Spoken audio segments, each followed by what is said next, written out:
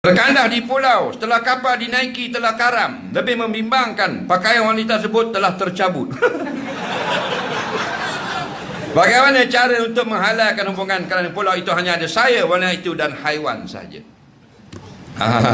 Contohnya. Boleh tahan soalan ni. Nampak? Sudah kerja dah malam ni. Dia terdampar di sebuah pulau jauh daripada jeka tujuh. Pulau mana memain ni? Di pulau, dan pulau ini dengan seorang wanita cantik katanya, yang membimbangkan mereka ini dalam keadaan berdua, dan hanya tidak ada orang yang hidup di pulau itu, hanya pokok dan 2 ekor beruk. Contoh. Jadi macam mana nak halalkan hubungan mereka? Betul dah, bila berdua, wa kana syaitanu salisahuma. Hadis kata bila berdua jadilah yang nombor 3-nya syaitan. Syaitan tukang hasut. Bab laki-laki dengan perempuan ini ialah bersih berani.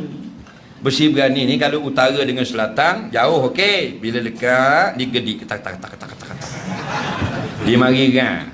Hak jatang kan. Hak tina gori. Tak. Jauh relax. Macam kita juga. Perempuan jauh, 200 meter dia ada dia belah. Lagi mesti berani itu betul tak?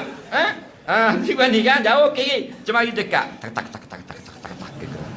Apa lekat lalu. Lagi.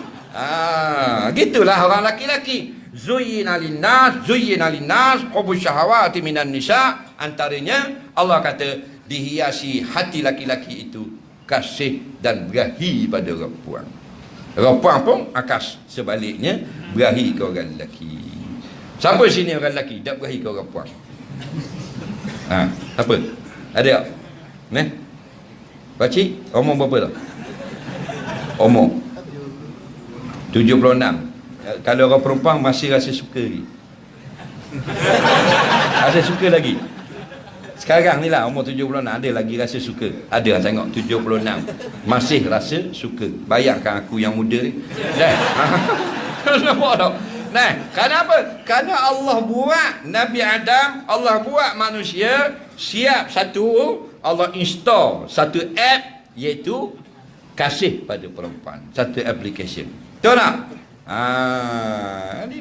Itu fitrah.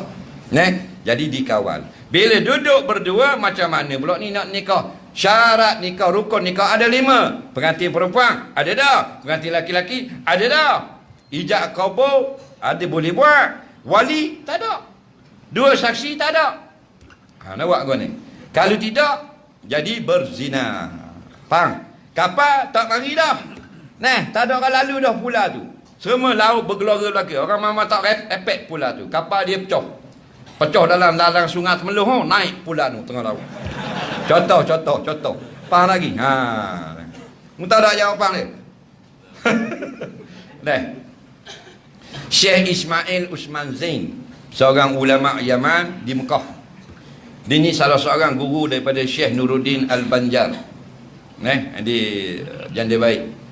Seorang ulama hebat, Syekh Nuruddin Al-Banjari. Kenal tak? Salah seorang guru dia ramai ratus-ratus. Salah seorangnya Syekh Ismail Usman Zain. Dia karang satu kitab fatwa. Nama kitabnya Qurratul Ain. Dalam kitab Qurratul Ain, Syekh Ismail Usman Zain ada memfatwakan maka dimaaf pada mereka itu mengakad nikahkan sendiri. Faham lagi? Akad nikah sendiri. Jadi perempuan boleh berkahwin dengan lelaki itu dengan lafaz aku jadikan kamu sebagai isteriku dengan nama Allah. Faham lagi? Bersaksikan 2 ekor beruk tadilah. 2 ekor beruk tu saja ada. Faham lagi? Dan jika tidak datang lagi orang ke tempat itu, hiduplah mereka sampai berketurunan. Dan jika datang kapal esokkan lepas akad nikah atau beberapa hari datang kapal tolong, wajib nak akad nikah semula. Itu fatwa ulama. Dan anak mereka adalah dibinkan kepada mereka. Selesai soalan. Soalan seterusnya.